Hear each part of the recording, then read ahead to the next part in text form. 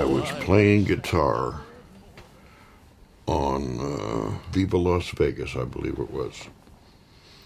I had met Elvis prior to that, but that was when we got close in the studio.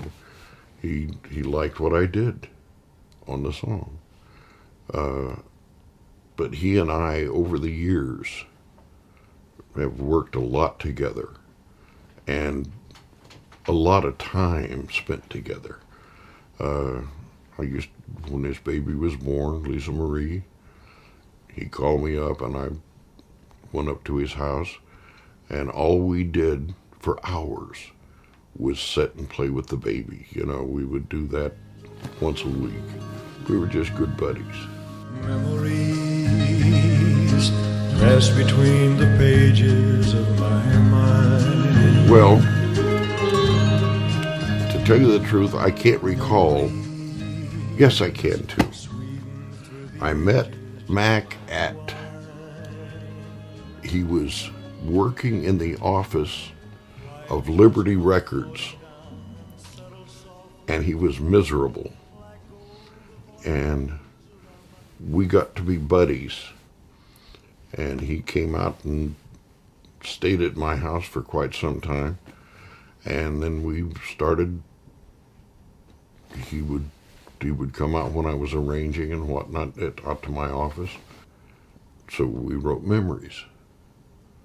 And during that same period, wrote A Little Less Conversation, and one other thing which never saw the light of day hardly. I can't think of the name of it, but we wrote those 3 songs in a couple of days. And the next day I went back, we started on Memories, and the next day I went back to the show where Elvis was doing, and I said, "How does this sound to you?" And I said, "Memories pressed between the pages of your mind." He said, "That's great. Bring it to me." We didn't even have it finished. Went home that night, finished it, did a little quickie demo of it, and took it into him the next day. So he recorded Memories, A Little Less Conversation, and this other song, Nothingville. That was it. And we did those 3 things, I think, in 2 days. And he recorded all of them. A little less conversation, a little more action. All this aggravation ain't satisfaction. It was 28 years or something after we had written it when they finally re-released it, and it became #1 in the world. It was scary, just scary. Things like that don't happen to me, but they do. You know, it's frightening.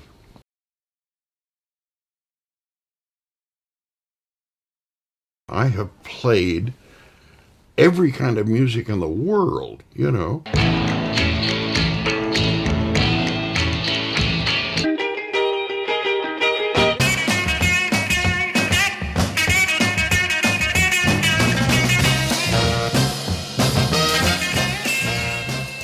Played rock and roll, did all the surf records, played with big orchestras.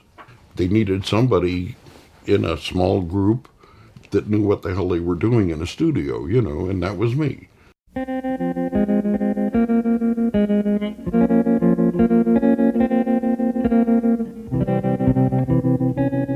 Nancy Sinatra gave me this instrument. This is the guitar I did Bang Bang with. I got on an airplane to fly to, where were we going, Italy or France? And she came on board the airplane carrying this guitar and handed it to me.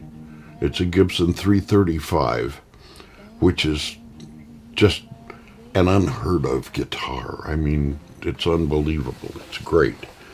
I had a wah-wah pedal, which is a vibrato thing, and it just made it's got the deepest quality when you push this little white button up there, sharp down there, and when you pull it up there, It's got the deepest bass quality you ever heard. It's wonderful.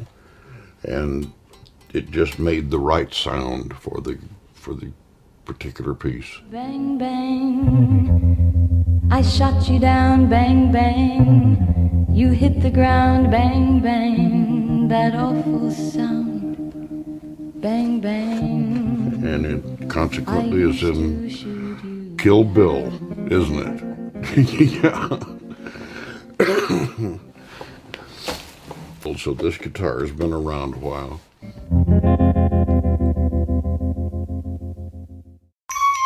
We come on this loop, John B.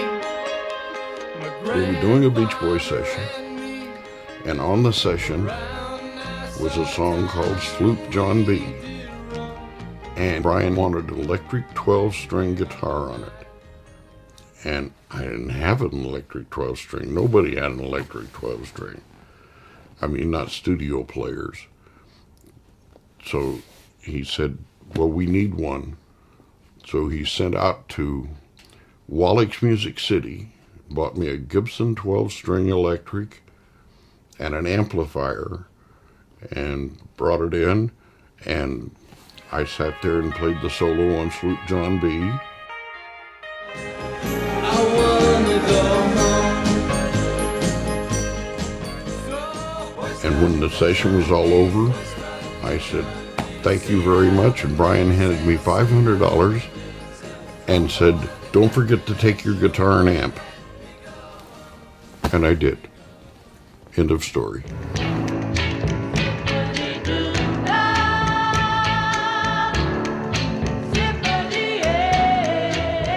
Oh, yeah, Lord, yeah.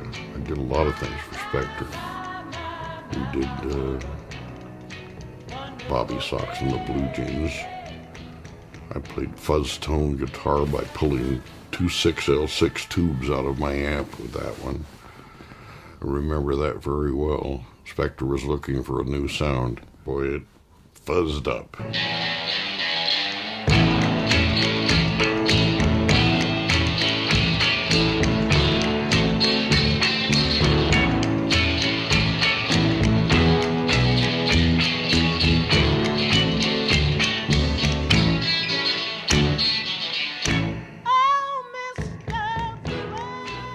He loved it. Ramble on, ramble on. We were doing a Nat King Cole session at Capitol with Nelson Riddle, and they had this song, and it just was not working at all. I mean, this large orchestra with a big violin section and a horn section and the choir and all of that mess. It was just not working, period. And Nat said, let's just throw this damn thing out. And I said, can I take a crack at something here, give you an idea? And Nat said, sure. And I said, give me about 15 minutes with the band, just the rhythm section. And he said, okay.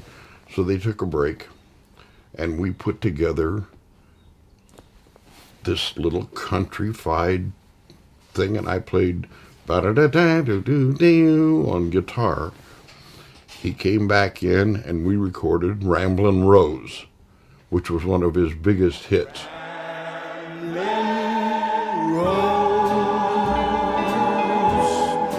Ramblin' Rose. I've worked with so many different kind of people in the recording studio. From Nat Cole on down, Frank Sinatra, Nancy Sinatra. A little less conversation, a little more action. These boots are made for walking, and that's just what they'll do. One of these days.